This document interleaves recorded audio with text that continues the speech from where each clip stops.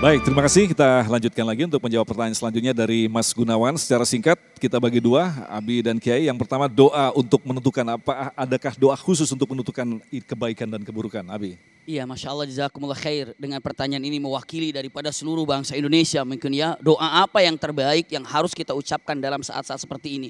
Sebelum saya sampaikan doa apa, izin untuk menyampaikan daripada yang disampaikan oleh Kiai Haji Syarif Mantaji tadi. Jangan lupa baca suratul kahfi. Ini dia, baca suratul kahfi. Allah bebaskan dari fitnah Dajjal aja dibebaskan. Apalagi fitnah-fitnah yang ada di negeri ini. Bebas semuanya. Hanya masalahnya adalah siapa di antara kita yang berdisiplin diri baca suratul kahfi di Lailatul Jum'ah itu.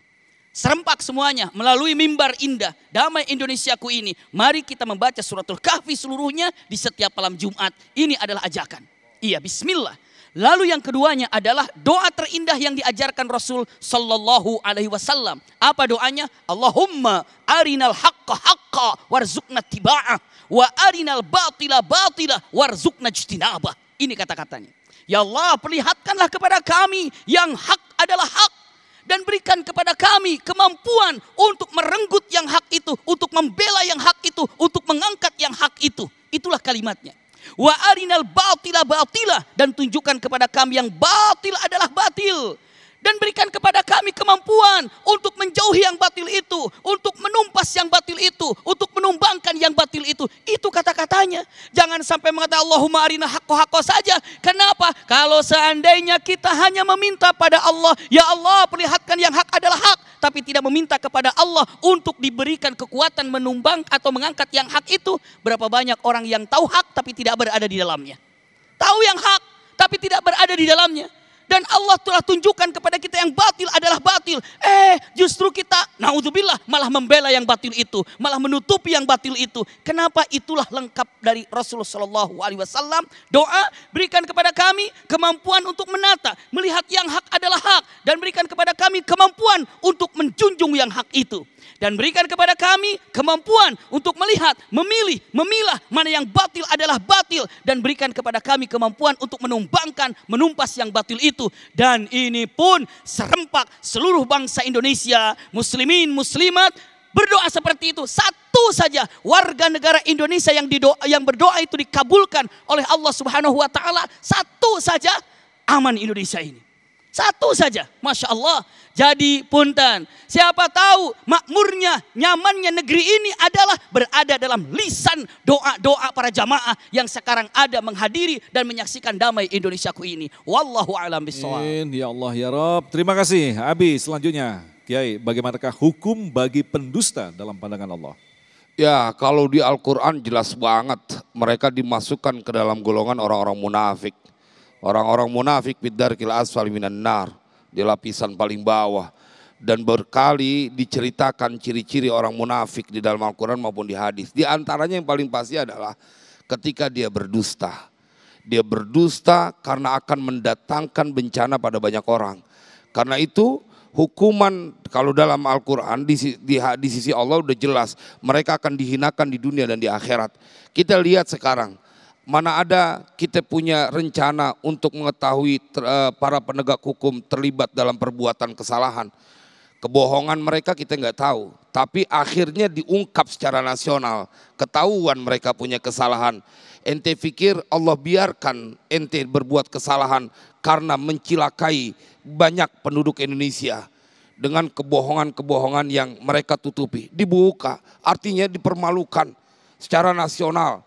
Dan bahkan sampai semua anak keturunannya akan dicatat dalam sejarah.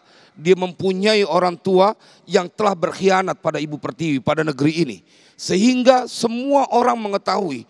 Dan itu adalah hukuman dihinakan oleh Allah di urusan dunia. Maka jangan pernah engkau berdusta dalam urusan yang apalagi berkepentingan buat orang banyak. Karena di antara mereka jangan-jangan ada para aulia, para kekasih-kekasih Allah. Yang mereka di tengah malam kemudian gelar sejadah, mengangkat kedua tangannya berdoa untuk kebaikan negeri ini. Engkau berhadapan dengan mereka orang-orang yang menghidupkan malam. Dan mereka doanya tidak ditolak. Itulah kemudian kenapa kemudian sekarang banyak terungkap. Yang kita rasanya gak masuk akal. Kan mereka yang paling tahu tentang hukum. Tetapi kemudian mereka melanggar. Tadi ditanyakan sampai ada hakim agung. Ya Rob, kalau orang-orang yang paling tahu tentang hukum di negeri ini mampu melakukan sebuah tanda kutip atau bahkan nyata pengkhianatan terhadap hukum, lalu mana lagi yang bisa kita percaya? Maka butuh lantunan doa secara serempak supaya negeri ini dihadirkan pemimpin-pemimpin yang amanah. Dan kita nggak boleh putus asa. Masih banyak pemimpin-pemimpin kita yang mereka dedikasikan hidupnya, matinya untuk kesejahteraan negeri ini. Kita perlu menjadi orang-orang optimis. Kita bisanya dengan doa. Mereka yang kemudian akan berperang dalam tanda kutip, membersihkan negeri ini dari para pengkhianat. Pengkhianat yang merugikan negeri ini, merugikan dan menganiaya rakyat Indonesia. Mudah-mudahan ini menjadi sebuah ingatan buat para pemirsa semuanya. Kita punya doa. Kita doain pemimpin-pemimpin kita buat negeri ini. Semoga dipilihkan pemimpin yang amanah. Pemimpin yang kemudian berpikir siang dan malam buat rakyatnya. Bukan rakyat disuruh berpikir buat kebahagiaan pemimpinnya. Allahu a'lam bishawab. Masya Allah, luar biasa sekali nasihat-nasihat yang diberikan oleh guru-guru kita di hari ini. Terima kasih Abi, Kiai Syarif, dan itulah tadi pemirsa yang dirahmati Allah. Insya Allah akan memberikan penyadaran kepada kita. Ingatlah, kita yang beriman tentu saja kita meyakini bahwa janji Allah dengan surganya adalah sesuatu yang tidak mungkin kita beli dengan uang yang kita miliki. Maka jangan pernah kita membeli neraka tentu saja dengan apa yang kita miliki saat ini dengan melakukan kedustaan. Sekali lagi, jangan pernah berdusta dan insya Allah dengan kita dekat dengan Allah, maka Allah akan memberikan jalan kepada kita untuk menjaga kualitas keimanan kita. Tetaplah bersama kami, Damai Indonesiaku.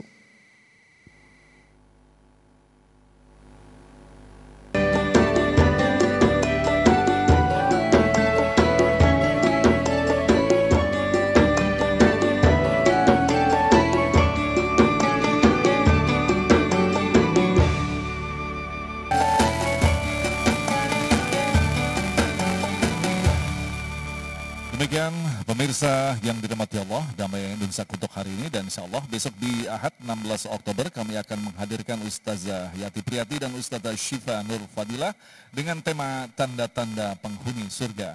Agung Sulhak dan kerabat kerja yang bertugas serta pendukung acara ini Sarung Wadi Maur tentu saja kita mengucapkan terima kasih atas perhatian Anda. Sampai jumpa besok. Assalamualaikum warahmatullahi wabarakatuh. Jamaah mari kita berdoa bersama. Bismillahirrahmanirrahim. Alhamdulillahi Rabbil Alamin. Allahumma salli wa sallim ala Sayyidina Muhammad wa ala ali Sayyidina Muhammad.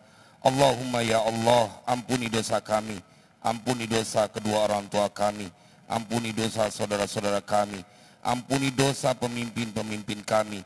Ya Allah, hindari kami dari perbuatan berdusta yang merugikan banyak orang. Ya Allah, anugerahkan kepada kami pemimpin-pemimpin yang menyayangi rakyatnya, yang mereka menjaga lisannya dari perbuatan dusta. Ya Allah, hadirkan buat negeri ini pemimpin-pemimpin yang amanah, yang mereka rela berkorban apapun untuk kemakmuran dan kesejahteraan rakyatnya. Rabbana atina fid dunya hasanah wa fil akhirati hasanah wa qina adzabannar wa adkhilnal jannata ma'al abrar. Ya Aziz, Ya Ghaffar, Ya Sattar, Ya Rabbal Alamin. Wa sallallahu ala sayyidina Muhammadin wa ala alihi wa sahbihi wasallam. Walhamdulillahi Rabbil Alamin. Wassalamualaikum warahmatullahi wabarakatuh. Panjang hidup bersamamu, kesetiaanku tulus untukmu.